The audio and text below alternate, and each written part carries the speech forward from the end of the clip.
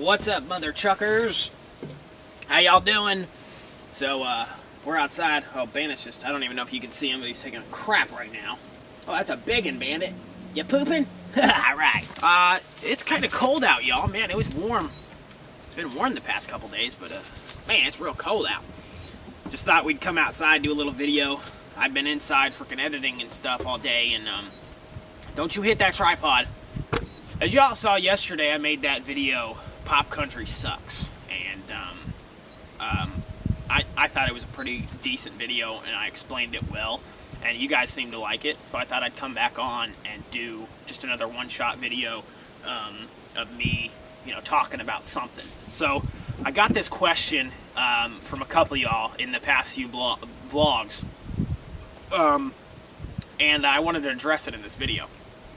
And, man, it's really cold out here. My nipples are going to fall off for sure. I could put them in my sweet tea later, use them as ice cubes. But I did want to address this, and that was, it's not basically really a subject, but it's more on, you guys wanted to know, some of you were ready, some of you are ready to move out of your parents' house, you're ready to start life, and you kind of want some advice on how to do it. Now, I thought this would be cool to do because when I did it, I didn't really have any advice, I just did it. Which is a good way to do things. I will start off with that right now. You know, a lot of people wanted too much advice, you know, they want this, that, and the other, and if you don't experience it for yourself, it doesn't sink in as much as learning it for yourself. You know, if everybody tells you something or they do it for you, you know, it doesn't help as much as learning it for yourself. So, I want to give you guys just a little bit of advice today and kind of guide you in the best way of doing it, because I know a lot of you are younger and you probably are still living with your parents, and or maybe some of you guys do live on your own, and this will be kind of a guide to help you guys live a little better, live with a little risk, and live to thrill more. You know, this is kind of, you know, how to live to thrill. What are you eating? Go find that possum, you old son of a bitch. Son of a bitch woke me up this morning. So, give me a little dip, I guess, to warm me up. Man, it's cold out here. So, first things first. I moved out. I'll give you a little backstory. I moved out as soon as I graduated, which I was 17. I was 17 years old when I graduated. I turned 18 2 days after graduation, so I was 18. I was 17 when I graduated, and then I moved out, like, right after I graduated. A couple weeks after I graduated, I moved out. Now, I didn't have any animosity towards my parents. My parents and I have always been close. I'm still close with my parents. I just wanted to live for myself. I wanted to freaking go out there and do it, you know? Now, at that point, I've been working since I was a kid. My dad was in construction. He owns his own construction company. We moved when I was a kid. We moved a lot and things like that, so I think that's kind of what supports, or what kind of drove my rambling lifestyle. But my dad always took us to work with him. I remember one year on Christmas, it was Christmas, we opened up our presents in the morning. My dad goes, "All right, boys, get your snow coats on and all this kind of stuff, get your boots on. We gotta go rip down a fence." And my dad, on Christmas Day, drug me and my little brother to work with him. My dad worked every day. I didn't see my dad too much when I was a kid because he was always working. I saw him like right before I went to bed. But on Christmas Day, he dragged us. We were so mad. I want to play with my toys, you know. And we went out and worked, and we tore down a fence for like 6 hours in the snow. So I'd been working for a long time at that point. Specifically, not just with my dad, but I had a job. I was a facility manager, and at 16, I got a facility manager job and stuff like that, just because I was, you know, comfortable with talking with people. I had a nice presence with people and things like that, so that's probably why I got the job. So the number one thing about moving out and moving on your own is money. You know, that's number one.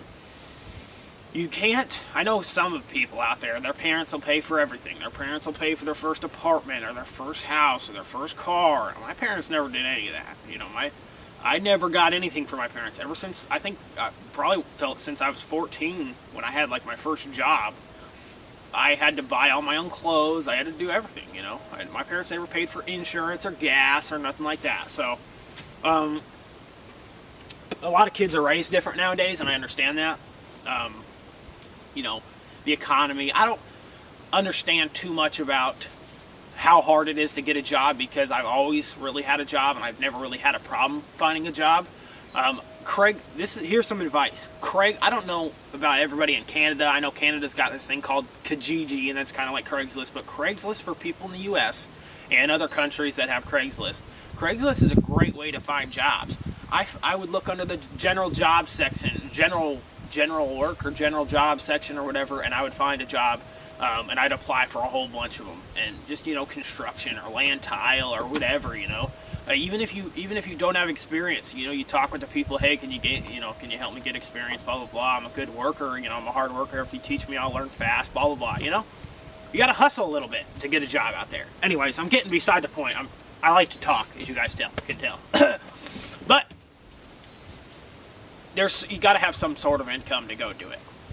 But I didn't have too much income whatsoever at that point when I first moved out. When you do this and you take that next step into your life and you go out on your own, you are going to have a lot of hardships. I had more than many because I was not smart about the way I did it. Like, for example, after I moved out in Colorado, this was when I was in Colorado, I decided about a year later that I wanted to move down to Florida. And, which is where I was born. I was born in Florida. And, so I decided I want to move down to Florida, and I had like $600, y'all. I had a Bronco. I had a little Bronco too, and I had like $600 in my pocket from working, saved up. And I thought $600 was a lot of money at that time, which it's not. And I spent about $350 on gas to get down there. This is from Colorado. I made this trip in like 2 days. Luckily, I moved around so many times as a kid that I had places to stay. I knew people to stay at different spots, so I didn't have to pay for a hotel or nothing. But I got pulled over going like 40 miles over the speed limit. I was going like 100 miles an hour down a back road in Arkansas, and I got a huge ticket.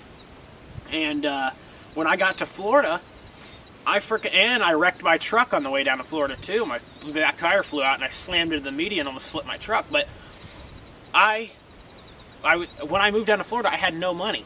I was broke, and luckily I had a place already set up. And that's another thing. You want to make sure you have things set up. You don't want to just move out and just, hey, I'm gone. I don't have a place to stay, but I'll find it eventually.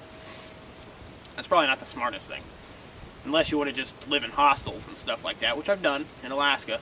But, you know, you got to have something set up. You want to be smart. You can't make mistakes. You make some mistakes down the road, but you can't, you know, make mistakes all the time. I've been that type of person where mistakes are come very fewly with me because I'm very careful about everything I do nowadays. But the biggest thing is just taking that first step.